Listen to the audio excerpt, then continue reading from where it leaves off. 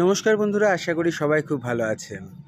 পুঁজিবাদী মানুষের মনোবৃত্তি অথবা স্বৈরাচারীদের মনোবৃত্তি অনেক ক্ষেত্রেই একরকম।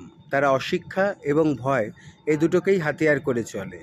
হয়তো তার প্রকারভেদ নানা রকম হয়, তার ধরন নানা রকম হয়, কিন্তু এই দুটোই মেন জিনিস। যেমন ধরুন, অশিক্ষিত করে একটা সম্প্রদায়কে আমি রেখে দিলাম, অভাবের মধ্যে রেখে দিলাম, এগিয়ে যেতে না দিয়ে তারপর তাকে দেখানোর জন্য যে আমি তোমাদের জন্য কতটা ভাবছি 500 টাকা বা 1000 টাকার ভাতা দিলাম। 500 টাকা বা 1000 টাকার কী ভ্যালু আছে? অনেক ভ্যালু আছে।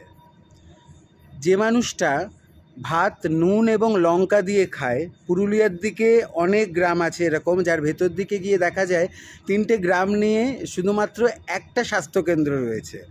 একটা স্বাস্থ্যকেন্দ্রের ওপর ডিপেন্ড করে 3 গ্রাম মানুষ বেঁচে আছে, অথবা তার থেকে কিছু মানুষ হয়তো বিনা চিকিৎসায় মারাও গেছে, আমরা সেটা জানি না।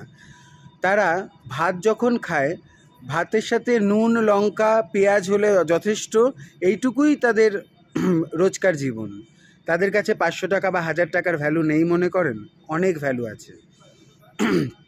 তাই একটা সম্প্রদায়কে অশিক্ষার মধ্যে, দারিদ্রতার মধ্যে বছরের পর বছর ফেলে রাখলাম এবং তার জন্য অনেক কিছু করে দিচ্ছি বলে আমি গিয়ে তাদের হাতে 500 টাকা 1000 টাকা এরকম ধরিয়ে দিলাম। শুধু আমি কিন্তু আমাদের পশ্চিমবাংলার কথা বলছি না, এটা দেশের বিভিন্ন প্রান্তে হয়ে থাকে।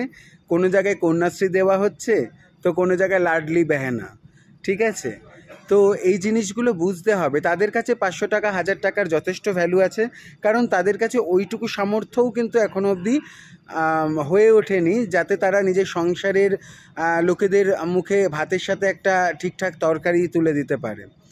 তো এই ধরনের জিনিসগুলো বুঝতে হবে এবং মানুষকে বোঝাতে হবে যে শিক্ষিত হওয়া আসলে কাকে বলা হয়।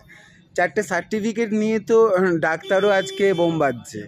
তো সেই জায়গায় শুধু সার্টিফিকেটের কথা বললে তো শিক্ষার কথা বলা যায় না। নীতি শিক্ষা, যারা দেহ ব্যবসায়ী হয় তারা দেহ বিক্রি করে কিন্তু তার বিনিময়ে পয়সা অর্জন করে।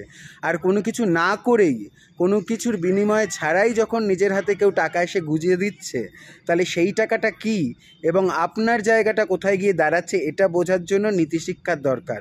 কলেজের সার্টিফিকেটে হবে না, কিন্তু এইটা বুঝতে হবে এবং সবাইকে বোঝাতে হবে যে আমাকে কোন জায়গায় গিয়ে দাঁড় করানো হচ্ছে। সো এইগুলো নিয়ে ভাববেন এবং মানুষকে ভাবতে শেখাবেন।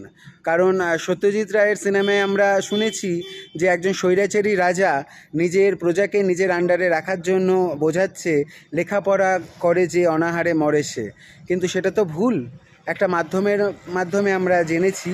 সেইভাবেই আমাদেরও উচিত অন্যদেরকে বোঝানো যে কোন জিনিসটা কী কারণে হচ্ছে এবং তার থেকে বেরিয়ে আসার পথটা কী। ভালো থাকবেন, সবাইকে ভালো রাখবেন।